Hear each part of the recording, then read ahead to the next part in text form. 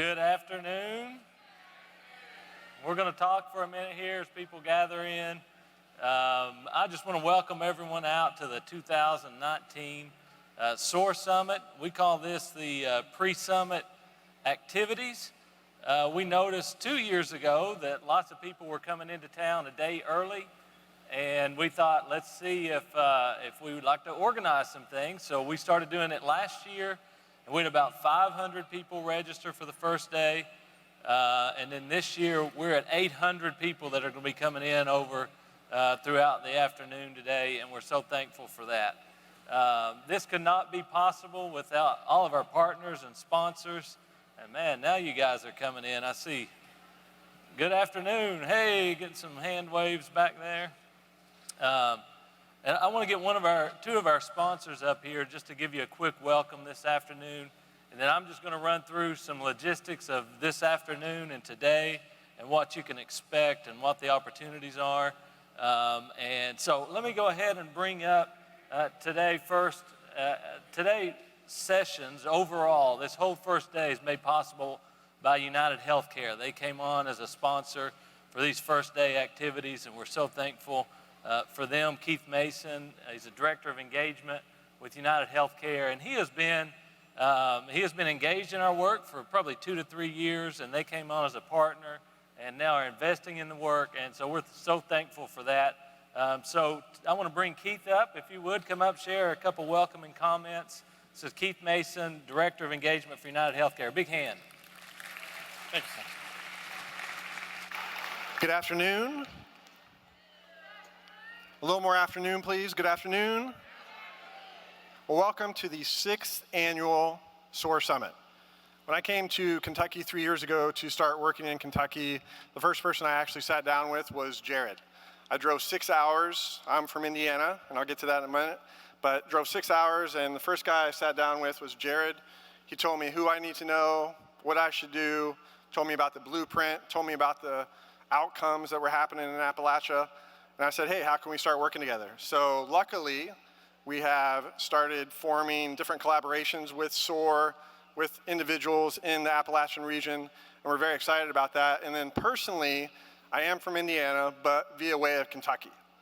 And that kind of ties into the story. So in the 1940s, after World War II, SOAR did not exist. There was nothing like that in Appalachia. My grandfather is actually from Liberty, which I know not technically in Appalachia, but close enough. And after World War II, he got back from the service, and there were no jobs. There were no jobs anywhere near him. And so what did he have to do? He had to move to Indianapolis. And you probably have relatives somewhere down the line that moved to Ohio, moved to Indiana, moved to West Virginia, moved to Tennessee to get better opportunities. And I think the cool thing about working with Jared and SOAR and the different opportunities here is that hopefully people won't have to move. They'll stay here because there's jobs. They'll come back because there are jobs. They'll come back because there are opportunities. And again, United Healthcare is very excited about being here today. It's very excited about sponsoring the conference, excited about working with Jared, and hopefully creating opportunities so people stay in Kentucky, great things come out of Kentucky, and you continue to do that moving forward. Thanks.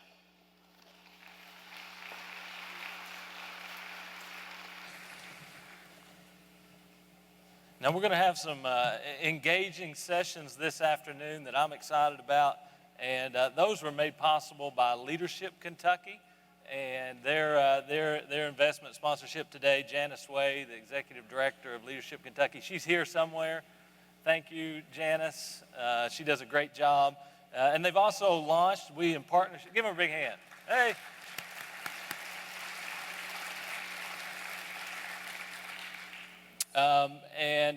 They've also launched this program called Bright Kentucky, which we were excited to partnership with them on. And it's created a leadership-focused program for Eastern Kentucky, Appalachia, Kentucky. And we got that group here with us today. I don't know if they can clap or not. Stand up, Bright Kentucky.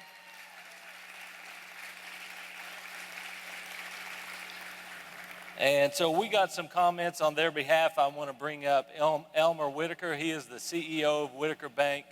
Deep ties to Appalachia, Kentucky, commitment to Appalachia, Kentucky.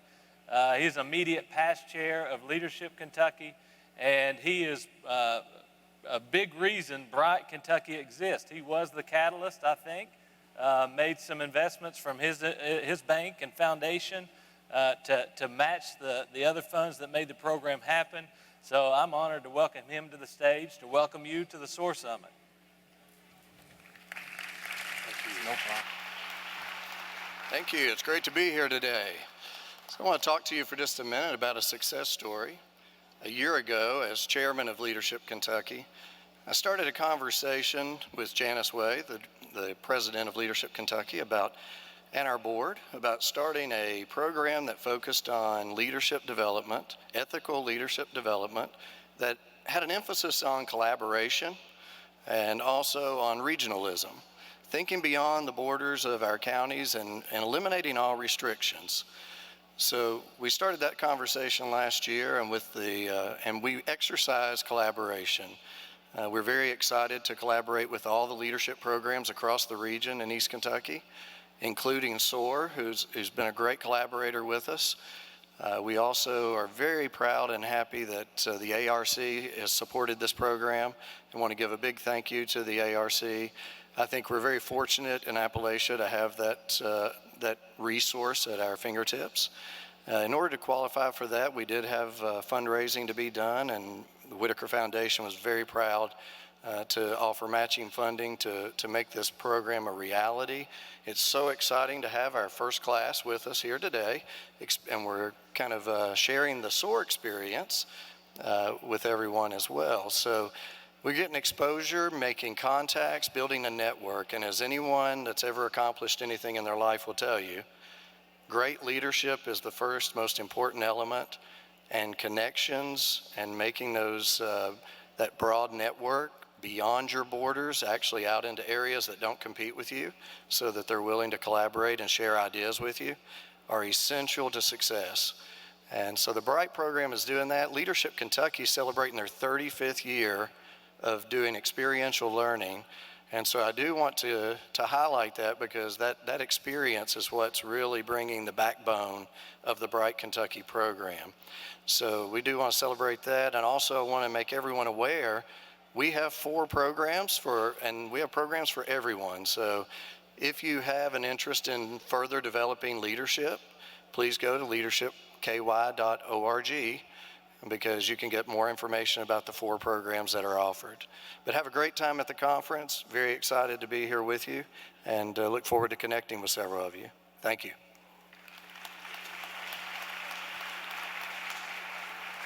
Appreciate you. All right, so let's talk through the rest of the day today and what to expect. I've got a couple announcements that I need to make, some changes, and then we'll talk about these 2 days that we're going to spend together. First thing I want to say is just a real quick change. Originally, we'd planned the last mile broadband workshop that's scheduled for tomorrow afternoon. We'd planned it for 3 o'clock. That has been moved to 2 o'clock. So who wants to stay to 4 o'clock on a Friday afternoon? And everybody said no. So we're going to do from 2 to 3 tomorrow. If you want to be a part of that, it's going to be in the ballroom upstairs. We'd invite you to stick around for some good conversation about broadband, last mile, how we get it to homes and businesses across the region. So let's talk for just a minute about 3 things we hope to accomplish this year at the summit. The first one is connect. We see the incredible value of leaders across this region knowing one another, and not only knowing one another, but working together on projects, being collaborative, coming together and brainstorming and doing things together. So we've worked really hard this year to build in time and space for you to meet people. And so a couple of things I want to point out. This evening we have our reception from 7 to 9 at Alltech Dueling Barrels. It's sold out pretty quick. I wish it was bigger. It holds about 200 people. So it is sold out. If you've got a ticket to that, you will need to access the reception on 2nd Street at the Dueling Barrels gift store. That's where you will check in there this evening starting at 7 o'clock. If you did not get a ticket to that, we've created some overflow space. So you're going to have some space immediately next door at the Appalachian Center for the Arts on 2nd Street. All this information is in your program and on the app. And then we've also got reserved the 2nd floor of the Hilton Garden Inn. If you're staying in the hotels tonight, we're just going to have some food and snacks and cocktail tables set up. Just go there. If you're trying to meet with somebody or you want to meet some new people, just show up there and there'll be somebody else there, I promise. Overall, we have 1,200 people registered for these 2 days. That's incredible. Give yourselves a big hand for that. It's the biggest summit. This is the biggest summit since the first one. And I think if we all went back 6 years to the first one and thought, where will we be 6 years from now? I don't think we would have imagined that we could still be engaging over 1,200 people and moving this work forward the way that we are. And I'm so thankful for that. We've also got Appalachian Wireless as a sponsor and partner. They sponsored the keynote for tomorrow. We've also created a little networking lounge at the top of the elevator in the 2nd floor, just a space to get away if you want to have kind of a one-on-one conversation or a small group, need a place to go. That's going to be open all afternoon, and it will be open tomorrow all day as well. Now, the rest of the schedule for today looks like this. We're going to wrap this up in about 15 minutes, so we'll be finished here by 1:30. And we've got a 30-minute break. And then at 2 o'clock, 3 sessions start simultaneously. These sessions are going to be brainstorming sessions based on the blueprint goals. You will want to pick, here's how we're going to structure it. You don't have to go to one. You can go to one if you want to. You can go to one in each session. They are going to be engaging. We're going to be using an app called Slido, which I'm going to talk about in a minute, and we're going to test it out and have some fun as a group. And then, so they have an hour session and then a break at 3 o'clock. And then the third round of sessions will start at 3:30.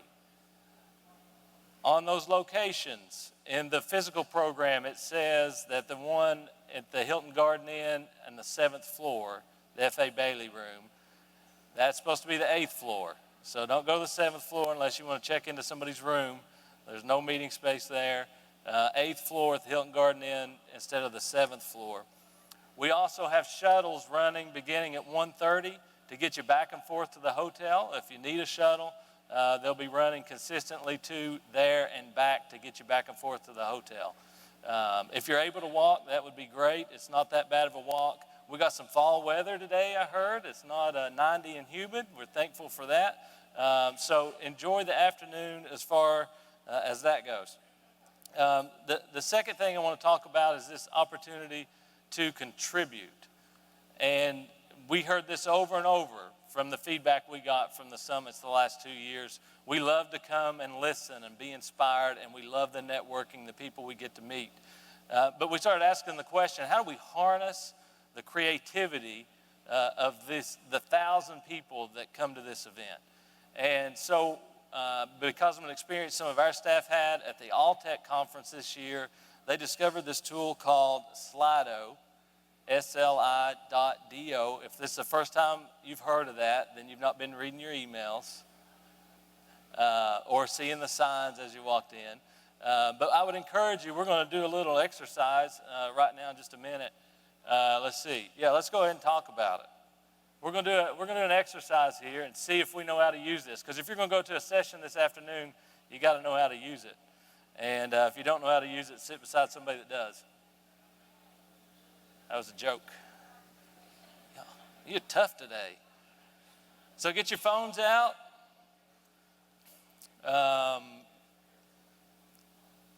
As you're doing that, real quick logistics. The Wi-Fi network for in here is Summit 19. So that's the name of the network. If you're having trouble getting data on your cell service and want to try to connect to Wi-Fi, Summit 19. Brought to you by Gearhart Communications at a gigabit service today on Wi-Fi. Big hand for Gearhart helping us provide that and get it done. Now let's see if it works. All right, so everybody's going to get on, and once you get on, you can go to your web browser, whatever type of phone you have. Go to your web browser. Right here are the instructions. Oh, we already got it up. Oh, you're already doing it. Y'all are so good. Slido.com, SLIDO.com. Our event code is Faith and Grit. And then you're going to select the room, Day 1, Main Arena. And then select polls. Who's figuring it out? We got some. Anybody not figuring it out? What's the question? Throw a question. Yeah, so the room is Day 1, Main Arena.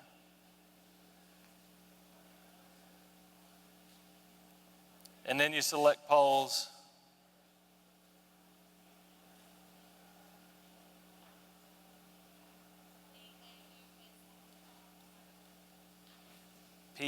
P-O-L-L-S, polls.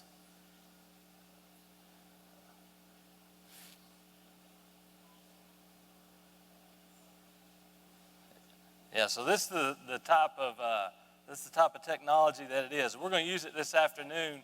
You see at the top they got questions, ideas, and polls. And you can use this afternoon, all the sessions, we're going to use the idea functionality. And you're going to be able to go in and we're going to ask a question in these breakout sessions, and you're going to work as a group, come up with ideas to contribute and be a part of that. Now, what we're going to walk away from this summit this year is a full list of what this group was able to come up with. And what you're going to come up with are not what you came here thinking about. This is going to be new, innovative things. And so this is just one tool that you can use, and this kind of gives a word map to see where everybody's from. I'm going to leave that poll up the whole 2 days, and you can jump on and add that. If you have questions, find one of our staff members or team members, especially in the breakout sessions, that'll help you walk through it. That's pretty good. Give yourselves a hand. You did pretty good. Got a lot of diversity up there of where people are from. I'll say this as it relates to Slido, that it's not meant, or just because you don't attend a session doesn't mean you can't use it. So you can go look at the rooms on there, and if you're saying, man, I'd like to go to 3 of these, then you can pick one and you can still go in and contribute and give ideas and be a part of that conversation. You can also vote on ideas. You can also submit questions that we can answer in each of those rooms and areas of focus. When it comes to the last mile broadband workshop tomorrow afternoon, we'd love to know what questions do you want answered in that session. And I'll share that with the facilitators, and they'll be ready to answer it by the time we get there tomorrow afternoon at 2. Does that make sense? Everybody got it? Everybody see how that works? And so what you'll get at the end of the summit, we'll be able to export a report and send it to all the attendees. Say, here's what we came up with. Here's what we're going to do. So we're thankful for that. The last thing I want to say is, so we're looking at connecting, and we're figuring out how can we all contribute, be a part of this solution, be a part of the plan. And then the last thing that the summit is really about is inspiring and being inspired. We've seen over and over, people have come to me and said, last year I had this idea to do this, and I did it, and now this year, here are the outcomes. Here's what has happened. We've seen so many projects that when you believe in something is possible, and you're surrounded by people who believe in the impossible and are committed to help make those things happen, dreams can turn into reality. And that's what these 2 days are about. Jenna Meyer, where's Jenna Meyer? She's here somewhere. She worked in our office for almost 4 years with the CDC. And as she was leaving, transitioning out about 6 months ago, she sent an email out to our entire team and talked about her time here. She was originally from Illinois. She came and lived here 4 years, got engaged and involved in our work. She sent an email out to the entire group. And, it was kind of mushy. It was saying, hey, I've enjoyed y'all become like a family, the SOAR staff has. And at the end of the email, she said, I've learned one thing. She said, I've learned one thing, and that is to accomplish outcomes that have never been realized. This is what we're trying to do, right? This was an idea at first, SOAR was. It became a movement, and we're working toward transformation. We're imagining a new future in Appalachia, Kentucky. And she said, in order to accomplish things that we've never realized, outcomes we've never realized, you have to do things that have never been done. You have to do things that have never been done. I want that to speak into your work today. I want you to know we believe you can do things that have never been done, and we're committed to help you move those things to the finish line. Part of this inspiration will be tomorrow. We got great keynotes lined up. We got the governor and congressman here going to share some big announcements and investments into your work. We got great videos we're going to show of the work that you all are doing. We do our best to build this stage each year and put you on it, put your work that you're doing on this stage. What we do find is that this work and the work action related to transformation has no guarantees. It requires some level of risk and stepping outside the box. If you're trying to do things that have never been done, there's a chance that it won't work. Now, we can take calculated risk and be careful, but we're not looking for safety here. We're not looking for sure here these next 2 days. We want you to dream as big as you can. This is a safe place to fail. You know, I grew up being taught and ingrained in me that security, that long-term job security, that we needed that safety. And what we find is innovation happens when we step out and take a risk. And that's what you've done for 6 years. It's what you're going to continue to do. The evidence is all around us. Many of you, it was hard to get you from the booths. Some of you are still there. And this is what it's about. Many of these projects, some of them were existing before SOAR. Some of them started because of SOAR. Some of them were inspired simply because of what everyone's doing together. But the reality is things are changing for the good. So I always say ideas come with great responsibility. They have to be executed. Ideas come with great responsibility. They have to be executed. And that's what you're doing. We're not just talking. We're not just dreaming. You're doing. And for that, I'm thankful.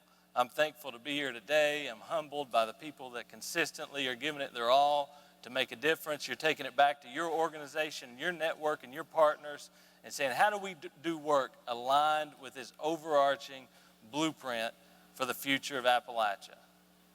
You know that blueprint. We're going to say it over and over and over. The blueprint for the future of Appalachia. It's in your program. It's everywhere you're going to look. It's how the workshops this afternoon are broken down because it's the critical piece of this work. If you want to know what SOAR is and what we do, I'll get into a little more details tomorrow.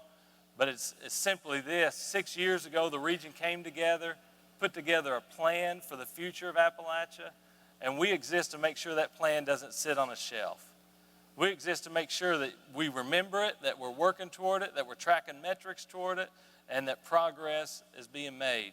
And I can promise you progress is being made. We tallied it up, and I say a lot that, SOAR, we're not a straight-ahead economic development organization. We're not just trying to create jobs. We're doing the systemic work, the change that it takes to create an environment where jobs are created.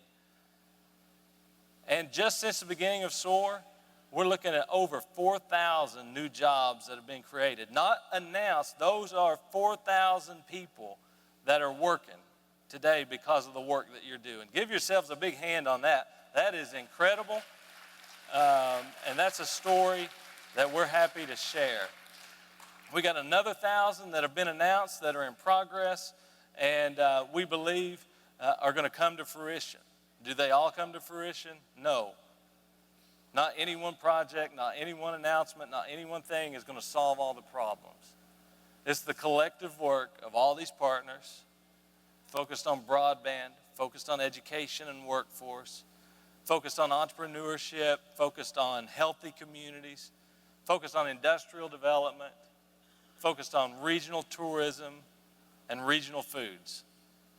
All those goals, they interconnect and connect in many different ways, and it takes leadership to move the plan forward. I'm going to close this segment with a video that just shares one story from a company called App Harvest, who Jonathan Webb has been the CEO and founder of App Harvest.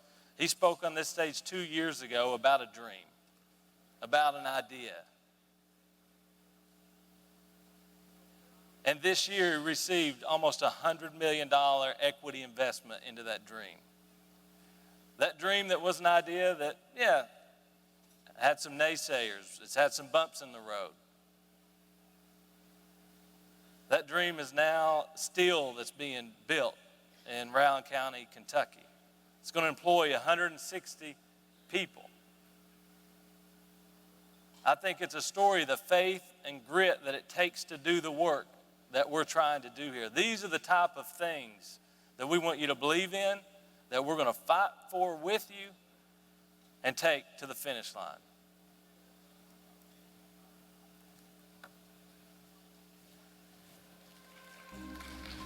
App Harvest is building some of America's largest greenhouses. Folks need opportunity. We've got to have a robust economy where people can feel like they're a part of something, have purpose. 1 in 10 Americans eat enough fruits and vegetables. Controlled environment agriculture in America needs to be a part of platforms in DC. We need to talk about bringing food production home regionally. Most U.S. produce comes from the West and Mexico, traveling thousands of miles to get to our plates. There were 4 billion pounds of tomatoes that were imported from Mexico alone last year. So you're really paying for gasoline with a little bit of lettuce. Instead of 5 days from southwest of the U.S. or south of the border, we get that transportation down to a day drive. That'll reduce our diesel consumption by 80 to 90%. I was asking around, well, what could we do? And just kept getting pointed back to the Netherlands. Their country is really just leading the world on indoor agriculture. We could fit the entire country into eastern Kentucky, yet it has the second most agricultural exports in the world. What is common there, we're just trying to bring here. It's very interesting to see what's going on in Kentucky and your plans, and you have your challenges, we have our challenges, but we also have solutions, and let's bring them together. We're combining conventional agricultural techniques with today's technology to grow non-GMO, chemical-free produce. It'll be one of the, if not the only system to run completely on recycled rainwater. So that 60-acre facility will collect the rainwater on top, and it will put it in a retention pond where we then circulate the rainwater back into the grow facility. We're not putting agricultural runoff water down into the city sewers. The sensors and lighting allow us to grow with maximum efficiency. Now, when we came into contact with App Harvest, they were looking for the best lighting solution, and we found that with a combination of LED lighting with HPS, we could achieve the best situation. The glass facility allows us to layer on the technology on the inside, the software, the sensors to drive efficiency, but we can still capture the sunlight and have the artificial lighting on top of that. What we have developed for App Harvest is this tracking and tracing system which tracks the labor and also all the information from your greenhouse, all the information of the packing line. It all comes together to see if you are spot on with your production.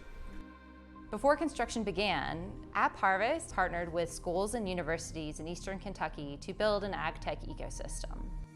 App Harvest has put a big emphasis on the education of these systems. One thing that's really great about the container farm is getting kids to learn about fruits and vegetables in a hands-on environment. It's really cool to come in here every day and see the progress that I've done. We get to seed plants and transplant them and grow them, and it's really fun. As we work with SOAR to expand the container program across the state, it's great to have such a successful start here at Shelby Valley High School. But it's good to see a company that's coming in and being aware of the impact that they'll have on every little piece of the community. So thanks, we appreciate it. So we've met with all the universities in the region: Morehead State University, Eastern Kentucky University, Berea College, and University of Pikeville, the University of Kentucky. Everybody we talk to is very optimistic on not only what this can do for our state and region, but really what the industry can be for our country as a whole. So we'll have roughly 280 full-time employees and about 100 folks working throughout the course of construction. Parallel to that, we will be building the service area, so when the greenhouse is finished, we also have all the equipment ready. We're out there right now with Walker Construction doing site preparation work. We have roughly 600 semi-trucks and materials that will be showing up to the site over the coming months. And when will you be up and running? Back half of 2020. We will simultaneously be expanding beyond the Morehead facility. We are already in the process of selecting our next sites. What's so unique about the App Harvest project is because everything is contained in the greenhouse. The water is reused, CO2 doesn't get out into the open air, it's contained in the greenhouse.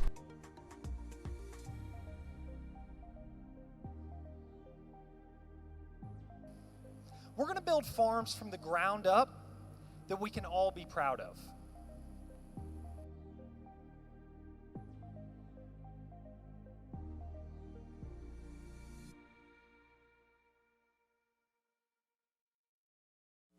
Morehead and Brown County, he's really hustled on that project and done great work.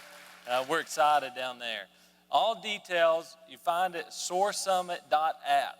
You go to your website, all the schedule there, updates will be there, soarsummit.app. At 2 o'clock, we got 3 sessions starting, brainstorming around broadband.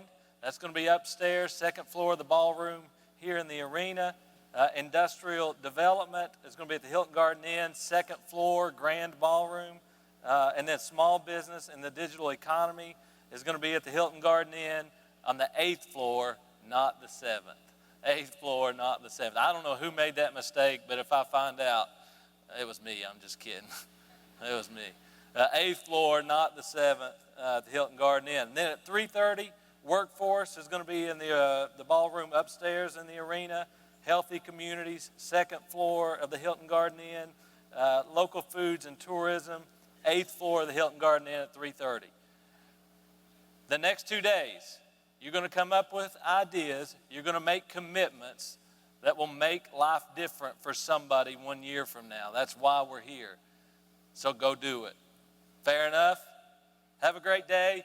Last thing, this is about having fun. Today's about having fun. We got all these booths here. You got all the people you've been trying to get meetings with for 6 months. They're all here. Find each other. Change the world. All right? Good day.